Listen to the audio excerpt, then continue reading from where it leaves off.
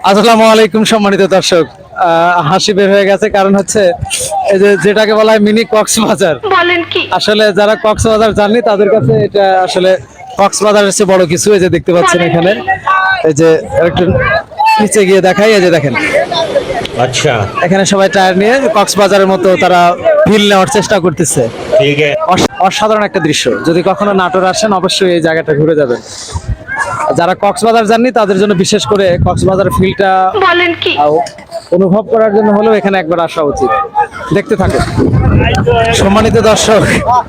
আমাদের দেশে একটা কথা আছে যে গরিবের কক্সবাজার, তো গরিবের কক্সবাজার বলেন আর মিনি কক্সবাজার বলেন, কক্সবাজার আলাদা জিনিস আর মিনি কক্সবাজার কিন্তু আলাদা জিনিস, ভুল করবেন না। এটা কিন্তু আসলে পাটুল ঘাট কক্সবাজার।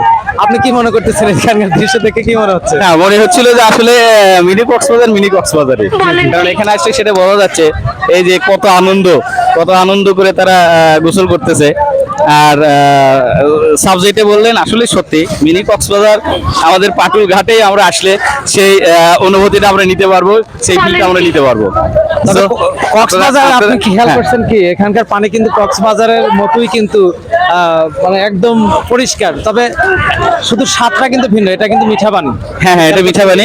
আর কক্সবাজারের পানি কিন্তু একটু বালিযুক্ত থাকে, কিন্তু এটার মধ্যে কিন্তু কোনো বালি না, নেই। কোনো বালি নেই, কারণ এখানকার যে মাটিগুলো এঁটেল মাটি, হ্যাঁ, হ্যাঁ। যার কারণে পানিটা পরিষ্কার আছে এবং কোনো বালি নেই।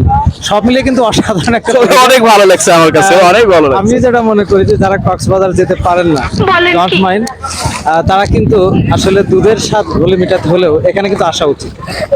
মাইন্ড করবেন না। বিষয়টা হচ্ছে যে এখানকার যে পরিবেশ, নির্মল বাতাস, রিয়েলি আমি প্রচন্ড কি বলবো, Excited. এক্সাইটেড।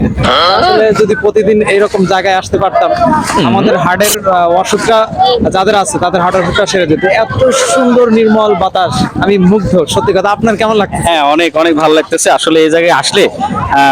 মানে মাইন্ডটা ফ্রেশ হইতো আর কি। তো যদি আপনি প্যান্ট নিয়ে আসতেন, হাফ প্যান্ট, আপনি কিন্তু এখানে কিন্তু গোসল করতে- অবশ্যই নামে পড়তাম আমি এর মধ্যে, কারণ এই আমিও এত ভুল এত করছি। সুন্দর পানি দেখে আমি আসলে নিজেকে ধরে রাখতে আমিও পারতাম না। লোভ সামলাতে আমি পারছি ঝাঁপাই না। করতাম। আমি কিছু ছেলে না না না না না না, না, না।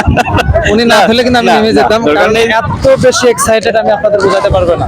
আপনারা হয়তো মাইন্ড করতেছেন, মাইন্ড করেন না ভাই, কারণ এখানে না আসলে বোঝাতে পারবো না যে এখানকার যে আসলে পরিবেশ।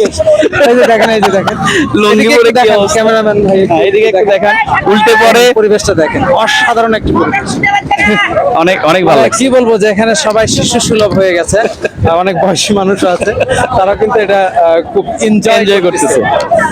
এটা কিন্তু খুবই এনজয় করতেছে। আসলে বলা হয়ে থাকে যে এমন দেশটি কোথাও খুঁজে পাবে না তুমি। সকল দেশের রানী সেজে আমার জন্মভূমি।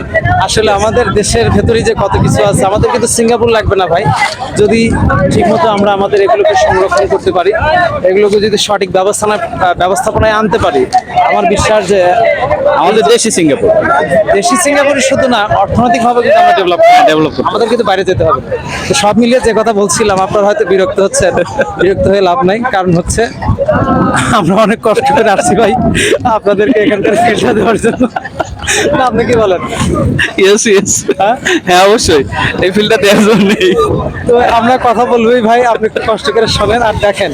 আর এই ভিডিওতে একটু পরে আপনাদের জন্য কিন্তু এই চলন বিল সম্পর্কে বিস্তারিত তথ্য থাকবে। অবশ্যই মনোযোগ দিয়ে দেখবেন, তাহলে আপনি পরবর্তীতে এখানে কিভাবে আসবেন, কয় টাকা ভাড়া, কত কি খরচ, যাবতীয় তথ্য এখান